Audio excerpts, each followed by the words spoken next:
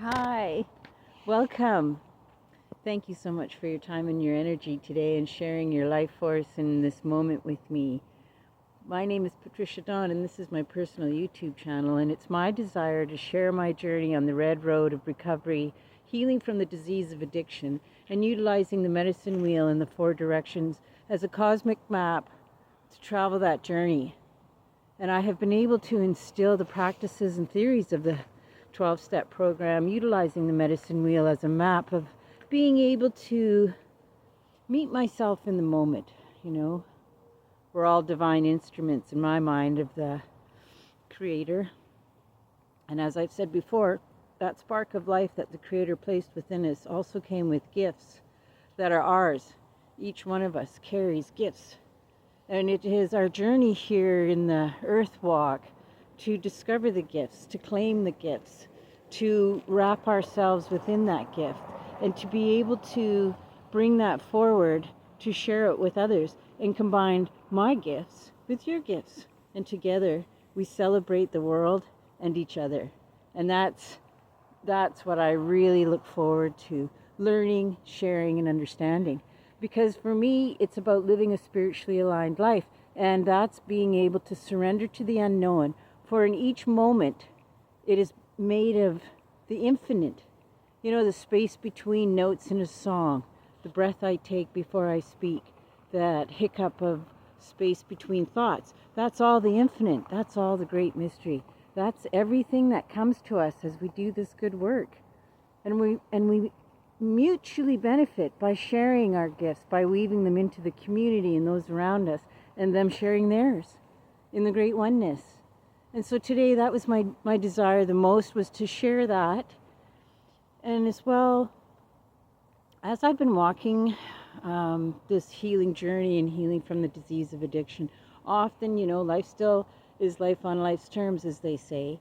And last week I had shared how I lost a friend to an overdose, and it was a lot. The grief was consuming, the anger was burning and raging, the powerlessness just made me so stuck. And yet, because of the tools of the 12-step program, I was able to surrender to the pain, to the waves of grief, to the process of life in loss, in birth. It's all one cycle. And I moved into acceptance. It took time. Grief is a medicine in itself, and it has a deep grace to it, that when I allow myself to surrender into it and be washed over by the emotions, the feelings, the sorrow, the pain, that there's a place within me that opens up to like a clearing, a birthing. And I've thought about this often because I've experienced it that way. And so in that week, in that loss, there was a lot of weight, a lot of emotional labor, but I utilized surrendering to that process, trusting in the great mystery and the unknown, and turning over that pain, turning it over, having it weave its way into a healing, into medicine that I can take in and carry with me and offer to those that are hurting with our loss in our community and this deeply cherished loved one. And then the next week comes along, and I had applied for a job, and I'd had the interview the week before, and I received the call that I'm been chosen to be employed at this incredible place, following my deepest passion and desire. I couldn't believe it, and there was such a big part of me that was like, I could never have that. Why could I have that? I don't have credentials. I don't have education. What they hired me on was lived experience. What they hired me on, they said, was my authenticity and the deep desire I showed to really be here. I went beyond regular lengths, and they knew it. And they said, you can tell how bad you really want this. And I said, I do. And when I came into the interview, I offered up to the Creator a prayer and said, in the end of the day, this is your will, not mine. But may I be of service to those you've called. May I be of service to this position I'm standing in. May it be your will that I be here. And as I moved towards coming to work on day one, it all came up again. there was this bit of grief because things are going to change now and I don't know how. My family's not going to have me at home as much, and I'm not going to be able to see my partner and do the things we're used to doing, because that's life, that's birth, that's death. It's all wrapped up in the moment, in that infinite magic of the great mystery. And I had absolute insecurity. Like, my mind kept telling me, this isn't really true. They're going to find out who you are. Someone's going to show up and tell them the truth.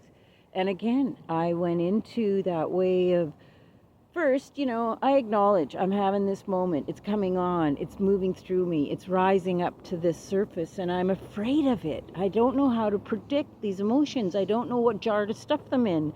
I utilized drugs and alcohol and many other things to survive the experience of having emotions come up. And so with the Red Road, again, I acknowledged the fear. I acknowledged how the imposter syndrome wants to interrupt my success, how the disease will show itself in different ways and in different methods. It's got an evil thread to it, and it lurks. It lurks in the good stuff. Actually, it was shared with me by a mentor that it lurks actually in the moments that everything seems like it's going really well, which was what was happening for me. I had been homeless last year, and a friend of mine took me in. I had lost my job in November. Like, these were all trials that I was going through, and I really wanted to reach for the old coping mechanisms, run and get a slave wage job, get 2 of them, burn myself out trying to meet these bills that are beyond my earning capacity at the time. And I had to surrender that. I had to turn that old way over to the Creator and say, I'm going to ask you to guide me towards a true career. I want a career. I want to build. I want to learn. I want to grow. I want to have skills that I haven't had before, and to experience life in that way, on those terms. And then I got the call. And I walked around kind of numb, like I was in a dream, similar to when I lost my friend the week before. And I realized that is life.